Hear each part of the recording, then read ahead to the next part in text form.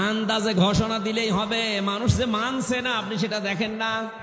যত জায়গায় জাতির পিতা, এই রোড এই সেতু নাম ছিল, আগস্টের 5 তারিখের পর থেকে সব পরিবর্তন করে আসল যিনি জাতির পিতা তার নাম লিখে দিয়েছে।